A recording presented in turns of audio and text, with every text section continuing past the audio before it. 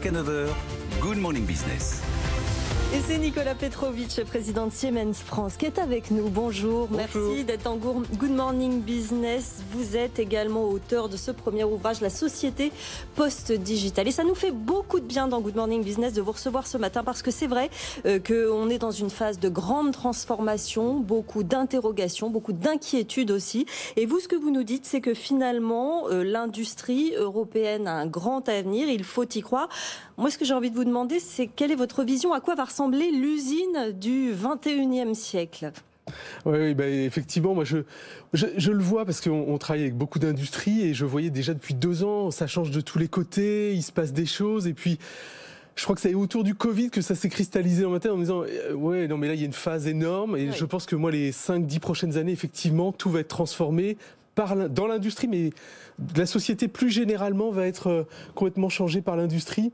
Et c'est pour ça que j'ai voulu appeler le bouquin La société post-digitale, parce que on a dit ouais, le monde post-industriel, tout ça c'est fini. Non, pas du tout.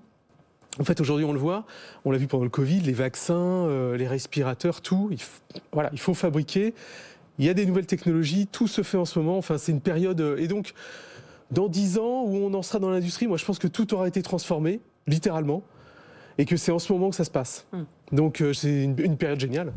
On a un peu l'impression qu'avec cet ouvrage, vous entrez en campagne, que c'est aussi un peu la lettre au Père Noël, qu'on coche les cases, bien que vous soyez à l'avant-poste de tout ça, avec votre présidence de Siemens, vous avez envie d'y croire, vous parlez pas de révolution industrielle, vous parlez de renaissance industrielle, avec cette fois d'autres critères importants et d'autres exigences importantes, notamment l'urgence écologique. Et on voit que ça doit conduire l'ensemble de l'évolution. Oui, parce qu'en fait, c'est l'objectif numéro 1 que nous avons tous collectivement. Et en fait, 100% des solutions vont venir de l'industrie. Voilà, ça ne peut pas venir ailleurs. Et donc, toute l'industrie est mobilisée. Moi, quand j'en parle avec tous mes collègues, en quelque sorte, dans l'industrie, tout le monde est vraiment mobilisé. Et là, en fait, il y a une conjonction particulière. On a pu avoir l'impression que pendant 10 ans, il ne se passait pas grand-chose. Mais là, ça y est, c'est en train de prendre. Et on le voit dans l'automobile. Il fallait que les normes se mettent en place, que les technologies soient au point. Il faut aussi changer. Je veux dire, quand on a des énormes usines, il faut les modifier, etc. Et là, tout à coup, on le voit. Il y en a partout qui roulent dans les rues. On en achète. Les usines sont en train de basculer très, très rapidement. Et je pense que toutes les industries sont en train de faire ce travail, de basculer dans des modes de fabrication complètement décarbonés. Est-ce que ça peut faire pour autant de l'Europe un continent à la pointe des secteurs, la santé, l'agroalimentaire, le transport, comme vous dites, parce qu'on a quand même toujours l'impression, et on revient toujours dessus presque quotidiennement, qu'on est coincé entre la Chine et les États-Unis et qu'on ne va pas y arriver. Ah, on va y arriver. On doit être les leaders de tout cela. Moi, j'y crois beaucoup. On a encore cette possibilité, c'est pas trop tard ? Ah non, c'est là maintenant que ça se passe. Et justement, notamment la Commission européenne et l'ensemble des leaders industriels européens en sont conscients. Et se dit non, il faut y aller là, il faut investir, il faut être sur les nouvelles technologies. Et c'est ce qui se passe là. Et c'est pour ça, notamment, Thierry Breton a annoncé des plans, que ce soit pour les batteries. Et d'ailleurs, ça venait de l'industrie. C'est l'industrie qui a demandé, notamment Saft en France, en disant il nous faut une industrie de la batterie, il nous faut une industrie de l'hydrogène vert, etc., etc. Et moi, j'y crois beaucoup. Mais est-ce qu'on ne se retrouve pas, alors, mobilisation des fonds à l'échelle européenne, est-ce que c'est pas trop lent, trop tard ou trop peu ? Non. Alors, parfois ça peut être un peu lent, c'est un peu bureaucratique comme processus. Oui. Donc ça serait bien que ce soit un peu plus rapide, plus allégé, à l'image de ce qui peut se faire notamment aux États-Unis. Mais je trouve que les montants sont quand même spectaculaires. 750 milliards ont été mobilisés par l'Union européenne. Les États rajoutent souvent de l'argent là-dessus. Et moi, ce que je trouve vraiment bien, c'est que pour la première fois peut-être en Europe, c'est dirigé vers la production.